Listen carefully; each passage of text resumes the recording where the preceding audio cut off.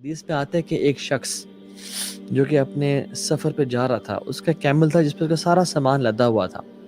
وہ اس پہ لمبا سفر کرتا ہے، تھک ہار کے ایک شیڈ کے نیچے، درخت کے نیچے لیٹ جاتا ہے، اور جب اٹھتا ہے تو دیکھتا ہے کہ اس کا کیمل جو ہے وہ بھاگ چکا ہے. وہ انسان بڑا حیران پریشان صحرا کے بیچ میں he suffers from anxiety attack and panic attack کہ اوہ یہ کیا ہو گیا. He runs and runs and runs and finds his camel and right and left and center everywhere tries to find the camel. کہاں گیا میرا اونٹ؟ تھک ہار کے نا امید ہو کہ جب واپس آتا ہے اور لیٹتا ہے اور اب موت کا انتظار کرتا ہے because losing your camel in a desert is like death. تو وہ جب لیٹا ہوتا ہے اور اچانک سے دیکھتا ہے کہ اس کا اونٹ اس کے پاس واپس آ رہا ہے.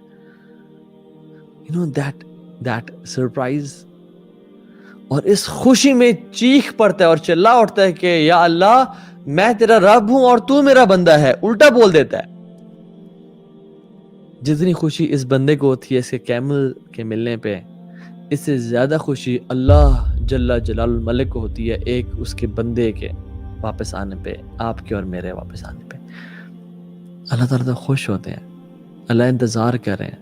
فَفِرُّوا إِلَى اللَّهِ، واپس آ جاؤ اللہ تعالیٰ کے پاس. کب تک دور رہو گے؟ ہر رات کو جب ہم سوتے ہیں اور خراٹے مار رہے ہوتے ہیں اور ہمیں کسی دنیا کی پرواہ نہیں ہوتی اور ہاتھ کدھر اور پاؤں کدھر ہوتے ہیں ہمارے اور منہ کھلا ہوتا ہے، اللہ تعالیٰ رات کے تیسرے حصے میں آسمان کی طرف آتے ہیں.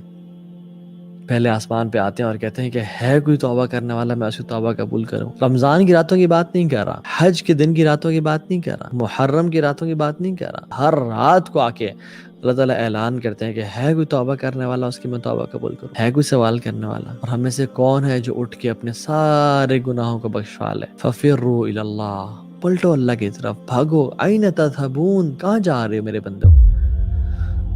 اور ہم لوگ گناہوں میں انوالو ہوتے ہیں صبح شام رات اور اللہ کی نافرمانی کر رہے ہیں، اور جب کوئی روکا جائے تو بس اب اللہ مجھے اس گناہ کی وجہ سے جہنم میں ڈالے گا.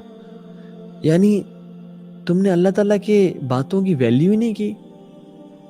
اللہ تعالیٰ یہ تو کہتے ہیں ما لکم لا ترجون اللہ وقارا، تمہیں کیا ہو گیا؟ تم اللہ تعالیٰ کو اس کا جو ڈیو گرینڈیور ہے اور ان کی ڈیو رسپیکٹ ہے ان کو دیتے ہی نہیں ہو.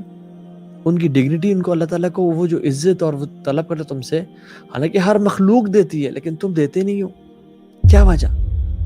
ہم کہتے ہیں تو چھوٹا سا گناہ ہے، یہ مت دیکھو یہ کتنا گناہ ہے، چھوٹا ہے یا بڑا ہے، بلکہ دیکھو یہ کہ کس رب العالمین کی نافرمانی کر رہا ہوں میں.